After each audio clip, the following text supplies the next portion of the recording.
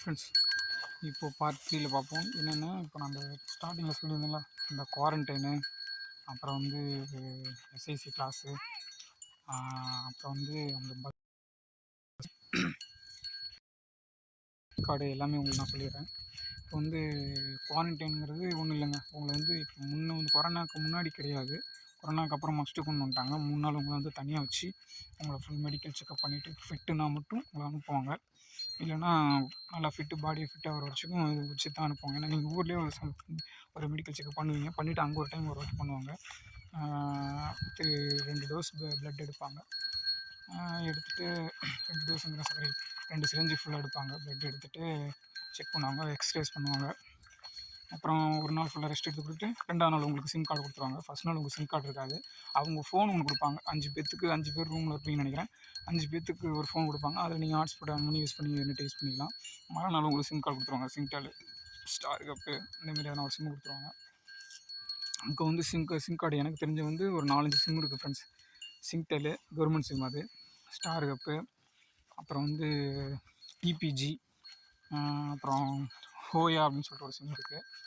அதை விட்டுட்டிங்கன்னா M1 மேக்ஸ்னு 2 sim இருக்குது. இதில் அங்கே வந்து பெஸ்ட்டுன்னு என்ன கேட்டிங்கன்னா M1 best friends. M1 star cup, TPG. ரொம்ப ப்ரைஸ் ஆகின்னு பார்த்தீங்கன்னா சிம்டெல் தான் ஃப்ரெண்ட்ஸ் அதிகம். அதுக்கப்புறம் வந்து ஸ்டார் கப்பு ப்ரைஸ் அதிகம். ரொம்ப கம்மினா இப்போ வந்து முன்னே 10 வெள்ளிக்கு நீ பண்ணிங்கன்னா போதும். டிபிஜி M1 மேக்ஸுக்கு $12 நினைக்கிறேன். அவ்வளோதான் ஃப்ரெண்ட்ஸ். அடுத்து வந்து இப்போ ஒன்றுன்னு சொல்லிட்டு ஒரு சிம் லான்ச் பண்ணியிருக்காங்க. அந்த சிம்மோட நெட்டு சூப்பராக இருக்குது. இதுதான் அங்கே உள்ள சிம் டீட்டெயிலு. அடுத்து சிம்மு விட்டுருங்க. அடுத்து வந்து பேங்க் டீட்டெயிலுக்கு வந்துடுறேன். பேங்க் வந்து அதிகம் வந்து இப்போது முன்னெல்லாம் வந்து 2-3 பேங்க் ஓப்பன் பண்ணி கொடுத்துட்ருந்தாங்க. டிபிஎஸ் தான் இப்போ அதிகமாக புழக்கமாகிட்டுருக்கு. ஏன்னா அதான் குட் பேங்கிங், உங்களுக்கு எல்லாமே யூஸ்ஃபுல்லாக இருக்கும்.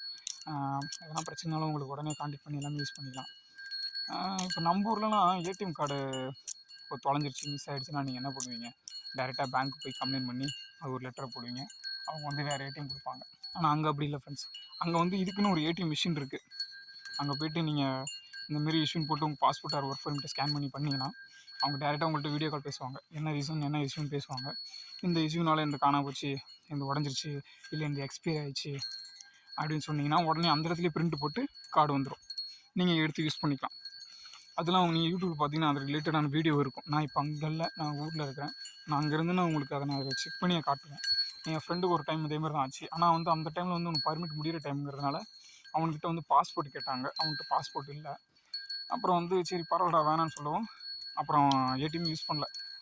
ஏடிஎம் கேன்சல் பண்ணிவிட்டு அவன் அக்கௌண்ட் ட்ரான்சாக்ஷனில் வச்சு அவன் ஃப்ரெண்ட் ஏடிஎம் எடுத்து அவங்க ஊருக்கார பையனோட யூஸ் பண்ணிகிட்டு இருந்தான். இதான் பேங்க். அங்கே வந்து ஸ்டேட் பேங்க் இருக்குது, HDFC இருக்குது, அப்புறம் வந்து டிபிஎஸ் சொன்னாங்களா, அப்புறம் இன்னும் 2-3 பேங்க்ஸ் இருக்குது ஃப்ரெண்ட்ஸ். நீங்கள் செக் பண்ணிங்கன்னா தெரியும் உங்களுக்கு. எனக்கு சரியாக தெரியல, ஏன்னா தப்பாக சொல்லி பிரச்சனை இப்படி பண்ணி இல்லைடான்னு சொல்லுவீங்க. சரியாக தெரியல. அப்புறம் வந்து பேங்க் டீட்டெயில் முடிஞ்சிச்சிங்களா, இப்போ பஸ் டீட்டெயில் வந்துடும்.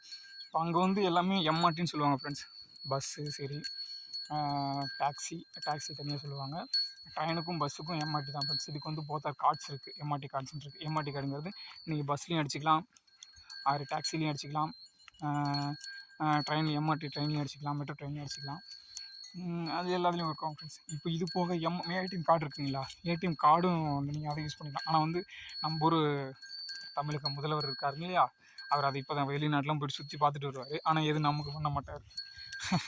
வேறு என்ன பண்ணுறது, அப்படி இருக்குதுங்க நம்மளோட நாட்டு. இது கொஞ்சம் கூட டெவலப் பண்ண மாட்டாங்க. இருக்கிறது தான் சுரண்டி தின்ட்டு அடுத்த நாட்டு தான் கொடுத்துட்ருப்பாங்க.